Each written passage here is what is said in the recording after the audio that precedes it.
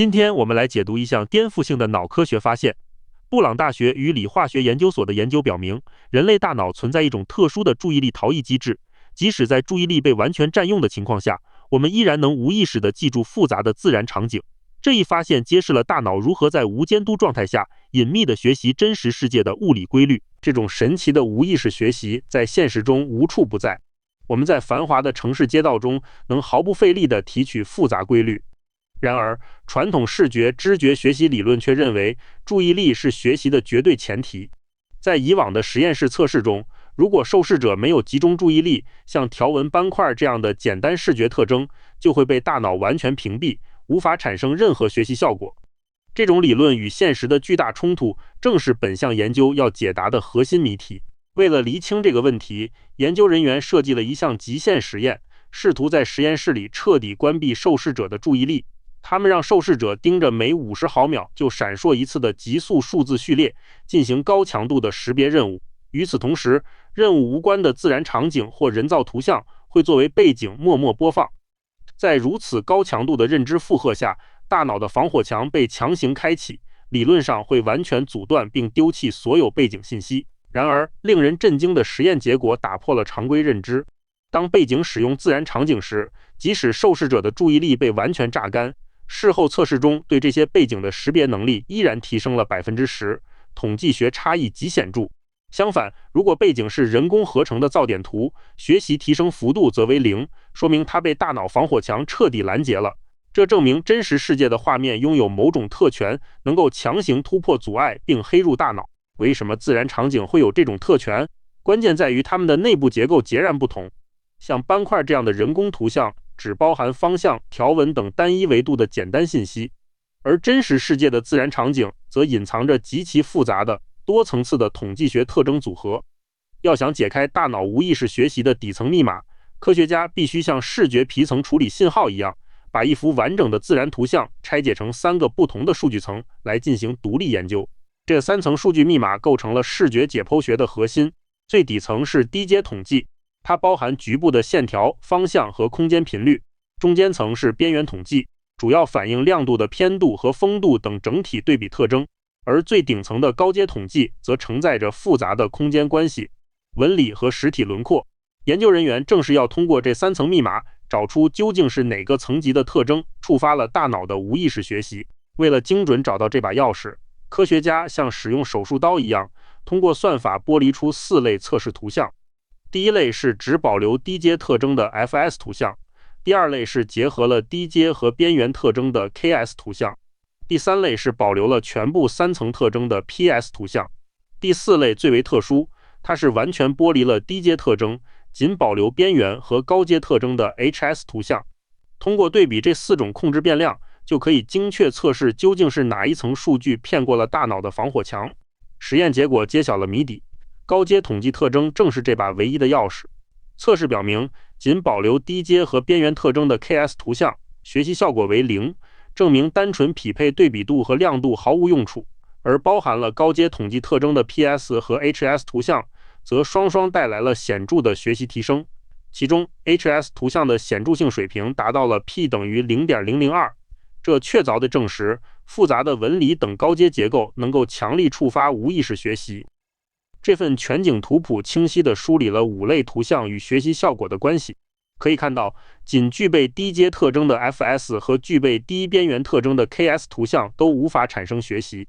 而无论是包含完整特征的 NS 和 PS 图像，还是剥离了低阶特征但保留高阶特征的 HS 图像，均能成功促成学习。这组严格的逻辑对照得出了一个明确结论：高阶特征正是突破大脑注意力屏蔽的充分必要条件。这就提出了一个极具挑战性的机制之谜。首先，大脑的前额叶和顶叶会持续向下游发送强大的注意力抑制信号，试图屏蔽任何背景干扰。其次，后续的眼动仪实验也证实，高阶图像 HS 并没有比低阶图像 KS 更显眼，这就排除了视觉分心的可能。在这重重拦截下，不起眼的高阶数据包究竟是如何成功越狱并在脑内触发学习的？答案隐藏在大脑处理不同特征的速度差异中。猴子脑电实验证实，简单的低阶特征走的是快速轨道，在 V1 区瞬间就能被处理完毕。相比之下，复杂的高阶特征由于计算量极其庞大，需要深入经过 V2、V3 和 V4V 等高级视觉皮层，这就导致了严重的生理限速，使得高阶特征的处理耗时显著拉长。这一特征成为了他们逃逸的绝佳掩护。而要理解越狱的发生，还需要结合大脑的时间窗理论。研究表明，大脑的注意力压制并不是持续存在、牢不可破的。相反，这层防御火力网具有很强的时效性。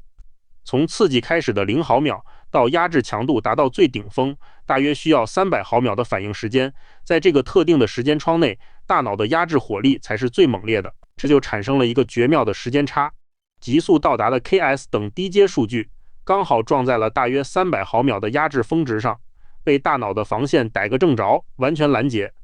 而 HS 等高阶数据因为处理缓慢，姗姗来迟，等它们深入到高级视觉皮层时，已经错过了这段火力的最强峰值，在500毫秒后成功逃逸并进入了学习区。高阶特征的复杂性虽然带来了延迟，却因祸得福地成为了逃出升天的特权。实验时的行为学测试为这一时间差机制提供了铁证。当受试者的注意力被转移时，低阶人工图像 KS 受到了压制机制的无情打击，识别准确率呈现出断崖式下跌，极易受到外界干扰。然而，高阶统计图像 HS 却表现出了强大的免疫力，在注意力被完全抽走的情况下，准确率依旧稳居高位。两者的分化差距具有极端显著的统计学意义。统计学指标 p 值小于10的负4次方。为了在真实大脑中定位这一越狱发生的过程，研究人员进行了第11项实验。他们安排了28名受试者躺在功能性磁共振成像，也就是 fMRI 扫描仪中，通过让受试者分别执行简单任务和困难任务，来人为制造弱压制和强压制两种大脑状态。实验的核心观测目标是对比当背景播放 HS 高阶和 KS 低阶图像时，大脑不同区域神经元的抑制指数。fMRI 的扫描结果首先揭示了压制源头的活动。大脑的注意力控制总司令部，也就是前额叶眼动区 FEF 和顶内沟 IPS， 在这里并没有任何偏心。面对高阶图像 HS 和低阶图像 KS， 它们向下游视觉皮层发射的抑制信号强度是完全相同的。这说明注意力防线对他们一视同仁，越狱并非发生在源头，真正的越狱发生在高级视觉皮层。柱状图的 fMRI 抑制指数显示，在初级视觉区 V1 高低阶特征受到的抑制差异并不大，但到了 V2、V3、VP 以及 V4、V 等高级视觉区，情况发生了根本性变化。低阶特征 KS 受到的抑制依然很高，而高阶特征 HS 的抑制程度则出现显著下降。这些高级区域的神经表征被保留了下来，微弱的信号在这里完成了最终的逃逸。到这里，研究人员必须排除最后一个可能的疑点：学习是否是由视觉分心引起的。为此，他们精确测量了多项眼动数据，结果显示，受试者的眼球运动幅度 p 等于 0.79， 瞳孔扩张直径 p 等于 0.30， 且在不同背景下的核心任务准确率也完全没有显著差异。这无可辩驳地证明，高阶图像并未抢夺受试者的目光，一切学习都是在完全无意识的状态下秘密完成的。这张全景链路图为我们完整呈现了自然场景隐秘学习的运行法则。当输入包含高阶统计特征的自然场景时，其复杂的信号会在从 V1 到高级视觉皮层的传导中产生处理限速。这种延迟造就了时间差，让信号完美错过了约300毫秒的注意力压制波峰，成功在高级视觉区保留了神经表征，最终逃逸并引发了无监督视觉知觉学习。而人工低阶信号却因处理速度太快遭遇了拦截。这一成果带来了认知科学的3大范式转移。首先，它打破了无监督视觉知觉学习在任务无关时绝对无法发生的传统铁律。其次，它确立了刺激物本身结构的关键性，证明学习是否发生取决于输入是真实自然还是人工合成。最后，它揭示了人类的进化适应优势，解释了我们为何能在注意力高度分散的嘈杂现实中，依旧能毫不费力地在背景里默默提取规律并适应环境。这项研究为人工智能的发展带来了终极启示。当前的 AI 模型大多存在明显缺陷，对所有输入信号一视同仁，缺乏基于刺激类型的时序门控机制。未来的 AI 架构若想实现真正接近人类的无监督学习，必须将输入数据的统计学复杂度与时间维度的处理延迟结合起来。这种设计能赋予模型选择性吸收环境信息的能力，推动更智能、更类脑的算法演进。最后，让我们回顾这项研究的核心要点。第一，真实世界拥有特权，大脑会自动从自然场景中学习，并屏蔽人工干扰。